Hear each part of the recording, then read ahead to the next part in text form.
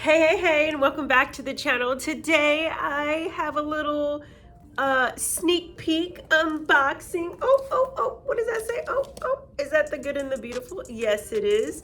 We're gonna see what's in here for our 2022-2023 homeschool curriculum. So if you'd like to see more, then let's get started. Hey you, is this your first time at hitting that play button? Well, welcome to the channel. This is Tasha Pivots, where we talk about all things mamahood and homeschool and how I'm pivoting through this journey. Obviously, I'm Tasha. So yeah, we're gonna do some unboxing. This is the first package to curriculum for the new school year. I'm not done, so I ain't gonna lie to y'all. I ain't done, I ain't finished ordered. I've got my eyes on a couple of things, and then I'm also just really praying about math and social studies, if you will. And what does that look like for next year for my oldest? And yeah, so let's do some unboxing. Let's not wait too longer. We've got a little small box here, so you know, just a little bit of weight to it.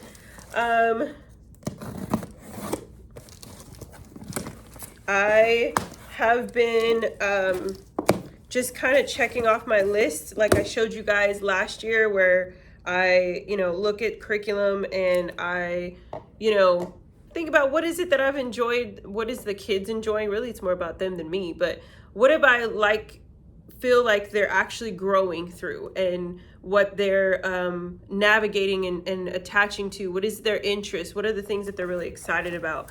I've also added into our school schedule quiet time, which I shared with you guys last week, and what does that look like and how it's important. And so I believe this box is going to share with you a little bit of what we'll be doing for quiet time, as well as some other things. So here's the lovely bubble wrapped inside. Ooh. Let's see if I can pull it out. For homeschooling moms, it's like Christmas in July. All the new books. We're more excited. Are you more excited? I'm more excited. Almost as if it's like back to school, back when I was a kid, and I'm ready for all the fresh paper and the pens and all the things, my schedule. I was that school nerd. I loved preparing and being prepped for my new school year.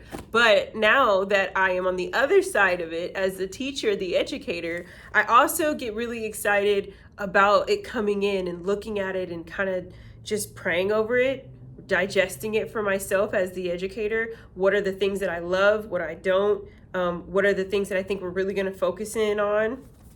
And so when it all comes in, I take it one moment at a time, one package at a time. All right, so in the box, we've got 3 things. Just want to show you really quick. I might do a quick little flip through. I'll do more detailed videos as the time goes along, where you guys can see exactly, okay, this is what we're doing for preschool. This is what we're doing for 4th grade. This is what we're doing for our quiet time. And some of it will be kind of review of showing some of these things. But for today, just the sneak peek. First and foremost is going to be our doodles. Pre-writing, let's see if there we go, focus part 2 for littles, from the good and the beautiful. We did part 1 last year. Josephine, again, is in preschool. This is her first introduction to really being a part of the rhythm all school year. Beforehand, she used to just kind of like play. She would do some Montessori kinesthetic things, but now I actually have her come to the table when we do quiet time, or come to the table when we're doing instructional exercises.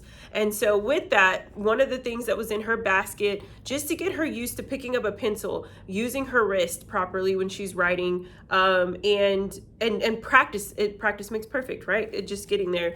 And so that was what we did last year. We did the Doodles Pre-Writing for Littles Part 1, and it mostly covered like flip throughs of the alphabet, and practicing looking at the letter, then practicing an animal that went with that letter.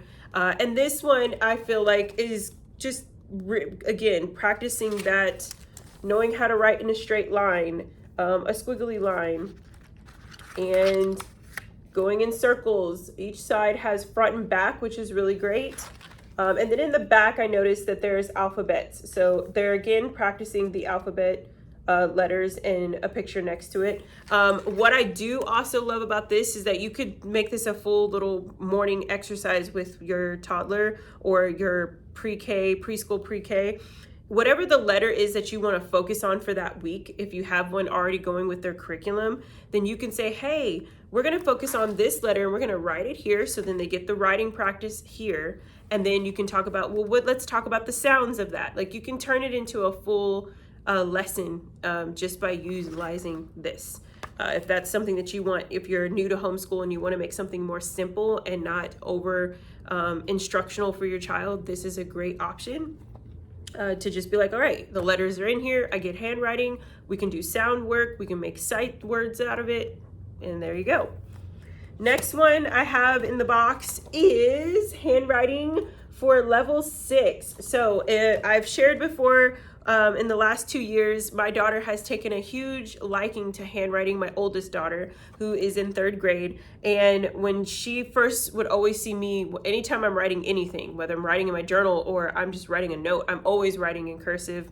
I've always loved handwritten letters. And so she was like, I want to learn how to write like that. And so I looked and found The Good and the Beautiful. I really, really love their handwriting notebooks. They're really fun and they're very easy. And not too hard to learn how to use your pencil to write certain scripts. And so she's been doing it year after year. She just finished level 5, so I picked up level 6. She's going to be doing this only for quiet time only. This is not something that's part of her homeschooling curriculum for the year. This is not something that's on her to-do list or task list. This is simply just her own joy that in the morning or in midday she's done with things, or she's in between waiting for mom to give her instruction on the next assignment. She can pick this up and do 1 page per day. So let's go ahead and do a quick flip through of that.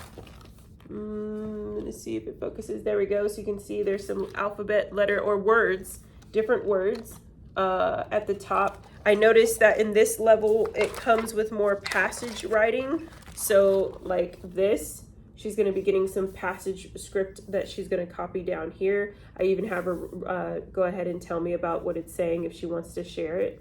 And I just kind of put a star on it every day when she's done it. And I'm like, all right, she did some handwriting today. Awesome. And it also encourages her, the more she practices here, to then when she does her own creative writing for composition for her literature, she goes ahead and she'll write it in cursive as well. I think also this is a great tip if you are a mama of a homeschooling of multiple children and your oldest is a little bit more independent and you know that, hey, they still need to have something to do while you're instructing the next child or the rest of your children. The handwriting is definitely a great way to do that. So Zoe knows that if she sees I'm busy trying to, get things in motion for Josephine, she'll go and pick up her handwriting book and she'll go and do her page then. So that's a filler, if you will. I call them fillers, like finding filler moments so that they're not pausing and then getting distracted and then, having to bring them back to where they are. This is a way to help with that. So check them out. All their levels are really great. If you're first starting out, there's level 1. If you feel like your child's been handwriting for some time, but now you want to make it less of an assignment, but more of just like something they get to do freehand, then check that out. And last but not least, one of the exciting things, I've been really trying to decide what I'm doing for pre-K for Miss Josephine for next year. I think that she's ready, slowly but surely, gently, to go into the preparation of kindergarten for this next school year. So we're going to really focus in on honing in on our sight words, honing in on our reading, and pronouncing just short syllable things. And so before I was a little hesitant with The Good and the Beautiful as far as curriculum wise. I just always have stuck to their handwriting for sure. And I did their math, but I wanted to check out and try out their kindergarten prep course book. So we're doing this. This is Mastering Letter Recognition and Sounds and Mastering Vowels, which is kind of what I just shared with you guys. And I thought it's pretty simple. I really love doing a year of learning with my girls collectively. And I was able to do some of that with Josephine, which I shared with you guys last week on a recap. But I think we're going to pause and do Year of Learning Peter Rabbit. We're going to bring that back into the fold when she's in kindergarten, if not first grade. So we're going to right now, we need to focus on the key foundations, if you will. So let's look into this because this is first for me.